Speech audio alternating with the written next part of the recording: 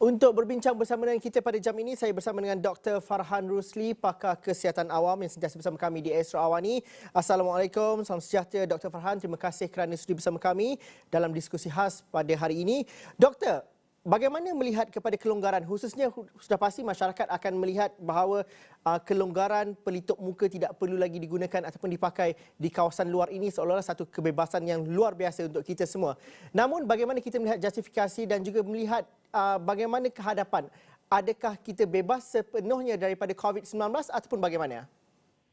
Terima kasih Fauzi. Jadi apa yang penting di sini yang kita harus faham bahawa kenapa pelitup muka itu dibenarkan di kawasan luar. Terutamanya ialah kerana ventilasi yang bagus. Jadi apa yang kita harus faham ialah bahawa bila kriteria-kriteria ini dapat ditemu, bermakna kita tidak perlu lagi memakai pelitup muka. Tapi izinkan saya menyentuh di dalam premis, di dalam indoor. Kepada saya, ini adalah sesuatu yang rakyat harus faham tentang virus tersebut kerana ia sangat kecil. Dengan pemakaian pelitup muka di dalam kawasan tertutup, indoor, shopping mall dan sebagainya, tak semestinya sebenarnya kita mengelak daripada menularkan COVID. Kerana sebenarnya kita dah tahu COVID ni airborne, bermakna ia berada di udara. Jadi sebenarnya jenis pelitup muka yang kita pakai itu memainkan peranan yang penting. Jadi di situ sebenarnya saya mengharapkan Kementerian Kesihatan Malaysia sepatutnya memberikan ilmu yang secukupnya kepada rakyat untuk rakyat memahami tentang risiko memakai pelitup muka yang salah seperti cloth mask ataupun face mask non-medical grade, kerana ini sebenarnya tidak membantu mengurangkan penularan. Kita perlu memakai KF94 sekurang-kurangnya ataupun N95, dan sebenarnya kita harus memperkasakan rakyat Malaysia supaya mereka tahu bilakah situasi-situasi sebenar yang patut mereka memakai pelitup muka yang betul, Fauzi. Dr. Farhan, bagaimana kita melihat? Kerana kalau dari segi komunikasinya, apabila berita ini disampaikan ataupun dimaklumkan oleh Menteri Kesihatan sebentar tadi, sudah pasti masyarakat akan mengatakan, oh tak payah lagi pakai. Hanya satu lapisan sahaja itu kita fahami. Tapi keperluan untuk memakai pelitup muka di dalam bangunan dan sebagainya itu masih lagi akan menimbulkan polemik dan juga konflik di kalangan masyarakat. Tambah lagi tidak ada penguatkuasaan yang begitu ketat sebelum ini. Pemahaman sains, pemahaman data dan juga saintifik itu perlu diambil kira seperti Dr. Farhan katakan tadi. Apa cara mudah untuk kita fahami pada ketika ini? Kerana betul, di luar tidak perlu pakai. Tetapi kalau kawasan sesak seperti nak pergi bazar Ramadan sebentar nanti, sudah pasti ini diperlukan kerana kesesakan itu berlaku. Jadi bagaimana, adakah selepas 2 tahun Dr. Farhan merasakan bahawa masyarakat benar-benar faham ataupun ini masih lagi perlu diberikan penekanan dan juga pendidikan yang lebih meluas? Betul. Penekanan yang paling penting sebenarnya yang kita kena tekankan walaupun kita di fasa ini adalah sebenarnya tentang pengambilan vaksin, terutamanya di kalangan kanak-kanak. Tapi bila kita mengatakan tentang peranan rakyat apabila di luar sana, senang je kita nak bagi rakyat faham. Bila kita pergi dekat tempat, ramai orang kita tak kenal, pakailah mask yang betul. Dekat dalam kawasan yang kita dah kenal orang tu, mungkin di dalam rumah kita, ahli keluarga kita yang kita dah tahu memang dah ambil vaksin dan sebagainya, insya-Allah selamat, tak payah pakai mask. Jadi benda ini sebenarnya penting untuk kita sampaikan kepada rakyat supaya mereka ni boleh menilai mana-mana kawasan itu dengan diri sendiri. Bermaknanya kemungkinan apabila kita pergi ke satu tempat, pada mulanya ia adalah sesuatu yang kosong, tak ramai orang.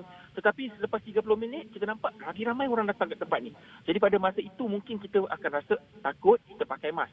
Tetapi mereka difahamkan bahawa kena pakai mask yang betul, cara yang betul untuk mengelakkan penularan wabak ini berlaku. Kerana sekarang rakyat harus faham, semua orang yang tak divaksinasi pun dibenarkan masuk ke semua premis-premis ini. Jadi benda ini sebenarnya yang kita harus tekankan kepada rakyat. Bermakna risiko ini adalah di dalam tangan anda, tetapi daripada segi komunikasi kita kepada rakyat ini, inilah benda yang paling penting kerana kita nak menyampaikan empowerment ataupun mereka ada kesedaran diri sendiri untuk mereka menilai dan melakukan tindakan yang bijak pada situasi yang betul. Dr. Farhan, cerita pakai mask tak pakai mask ni bukanlah satu perkara yang baru kalau di beberapa negara di Eropah, di UK contohnya. Di Singapura, awal sedikit mereka memberikan opsional ataupun pilihan untuk pemakaian mask di kawasan terbuka. tetapi sentiasa ada konflik di negara-negara tersebut. Apa yang kita boleh pelajari dan juga memahami situasi yang berlaku di sana? Di United Kingdom contohnya, mereka mengamalkan ataupun meletakkan protokol ini lebih awal, malah sebelum penularan Omicron. Tetapi apabila ada varian-varian baru, ada ancaman-ancaman baru COVID-19 ini, bagaimana mereka menanganinya dan juga bagaimana kita pula bersedia, dan juga kita perlu fahami fasa ini adalah fasa yang masih lagi perlu berjaga-jaga. Kebebasan bukanlah kebebasan yang mutlak. Betul. Jadi Fauzi, apa yang paling penting adalah dua perkara ya. Perkara yang pertama, apa yang rakyat semua harus faham bersama-sama, iaitu pandemik ini adalah sesuatu yang amat dinamik. Kita mungkin memberi kelonggaran pada waktu sekarang, dan saya sangat mengusyurkan di dalam situasi kita sekarang, kita harus melepaskanlah mask mandate ini harus dibuka. Ya. Kerana situasi kita sekarang, alhamdulillah dengan jumlah vaksinasi kita ada rasa dalam keadaan yang selamat. Tetapi situasi ini boleh berubah pada bila-bila masa. Dan itulah sebenarnya pendekatan yang kita harus berikan kepada rakyat. Kita mengatakan kepada mereka, situasi ini boleh berubah pada bila-bila masa. Kita tidak boleh seolah-olah mengatakan kepada mereka, menerusi kita punya fasa transisi ke endemik lah, ataupun kita nak masuk ke endemik dan sebagainya, maknanya kita tak boleh patah balik kepada situasi sebelum ini. Ada kemungkinan pada hujung tahun mungkin ada varian yang sangat-sangat teruk dan serius. Jadi adakah pada waktu itu kita mengatakan kita fasa beralih kepada sebelum endemik dan sebagainya. Jadi di situ sebenarnya pendekatan kepada rakyat ini harus diberikan supaya mereka harus memahami sebenarnya apa yang mereka tahu. Situasi yang dinamik boleh berubah pada bila-bila masa berasaskan data yang kita dapat.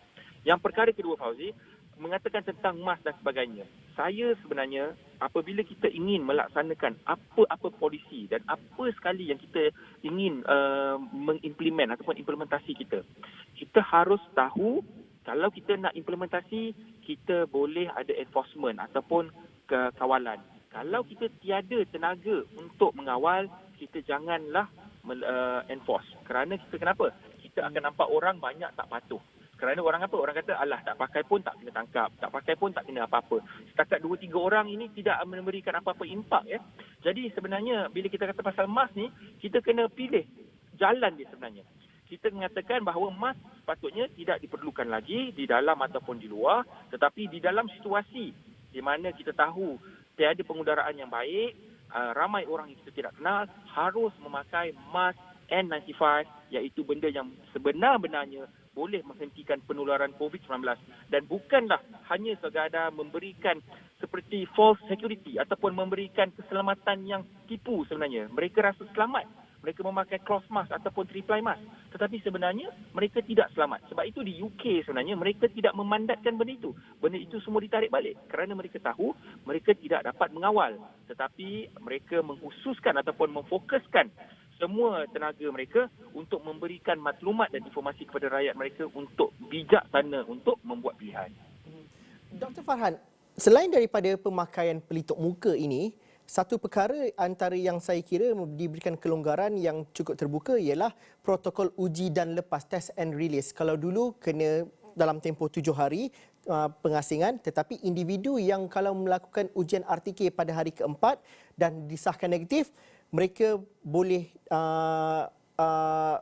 ada kelonggaran di situ. Bagaimana kita nak memastikan bahawa kelonggaran-kelonggaran ini bukanlah satu peluang ataupun satu perkara yang diambil mudah dan juga tidak diambil kisah untuk asas pengesanan COVID-19 itu. Kita masih lagi perlu swab, kita masih lagi perlu mengenal pasti dan juga letakkan kuarantin. Kerana tadi ada juga soalan daripada wartawan mengatakan bahawa adakah kes turun pada hari ini ataupun kes berkurangan kerana tidak dilaporkan kadar mereka yang positif. Jadi bagaimana kita nak mengetahui situasi sebenar pada hari ini? Adakah ada ketulusannya kat situ? Okey, terima kasih Zul. Sorry, tadi saya panggil Fauzi, tersilap tadi ya. Apa nama tu Zul? Apa yang paling penting kat sini yang kita nak katakan ialah walaupun mandat-mandat ini semua telah ditarik balik seperti testing dan sebagainya, dan wartawan itu sebenarnya melakukan benda yang benar. Orang sekarang tidak lagi test. Mereka tidak lagi melakukan saringan dan sebagainya. Apa yang penting di sini ya, sebenarnya sehingga kini kita masih lagi tidak nampak lagi kempen, iklan dan sebagainya dan diwawarkan dengan besar-besarnya. Apakah kepentingan untuk kita melaksanakan ujian kenapa kita harus melaksanakan ujian pada waktu-waktu yang tertentu?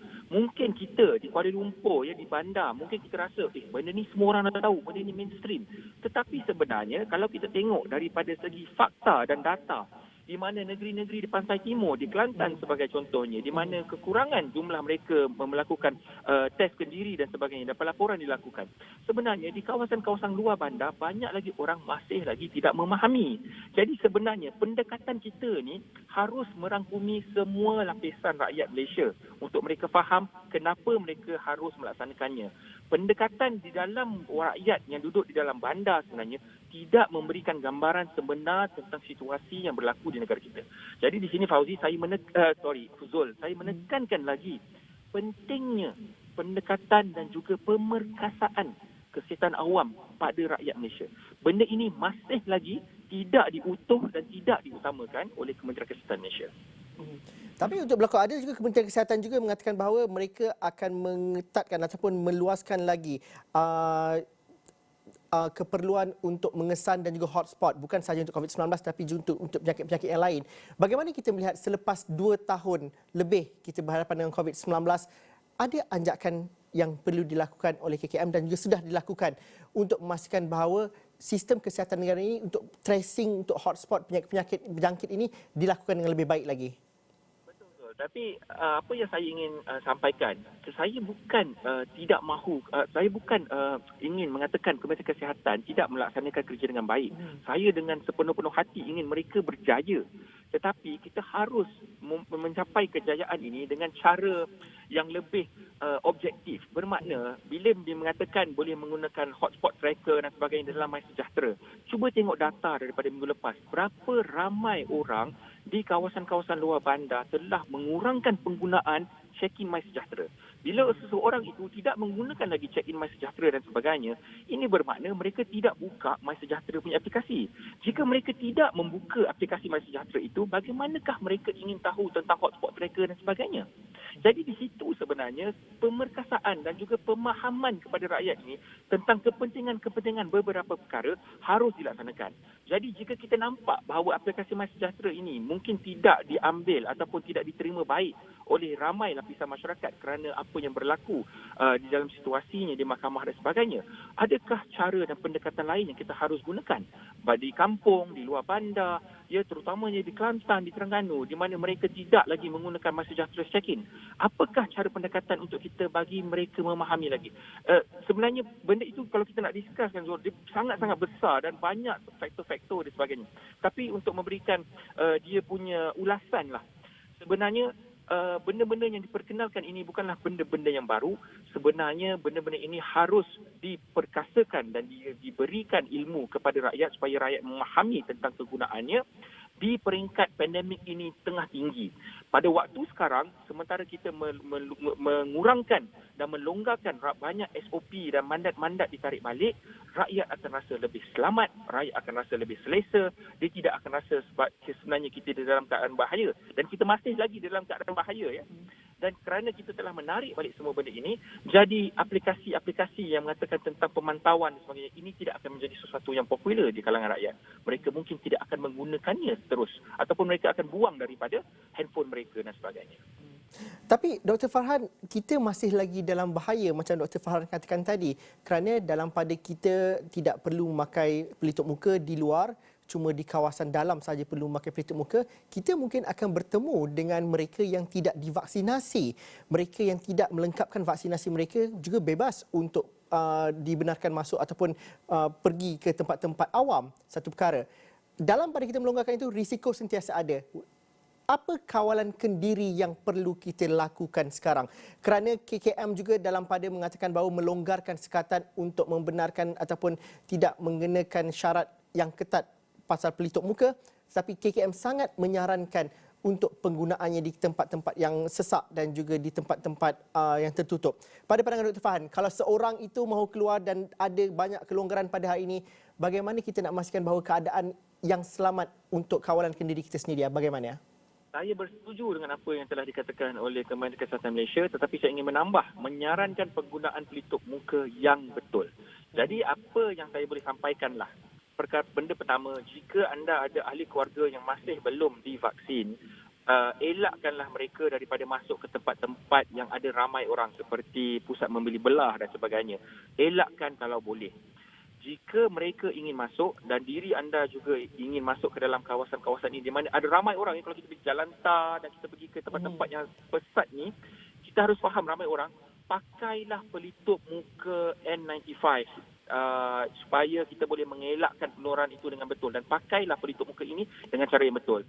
Selepas itu, jika anda rasa anda ada simptom ataupun anda rasa anda kurang selesa dengan kesihatan anda, buatlah ujian kendiri. Benda-benda 3 benda ini kita harus utuhkan di dalam kita punya mindset ataupun minda kita untuk kita jaga diri kita. Kerana kita kena harus faham, apabila sesuatu itu berlaku kepada kita ataupun COVID-19 itu dilanda kepada kita, yang akan merasanya adalah hanya diri kita.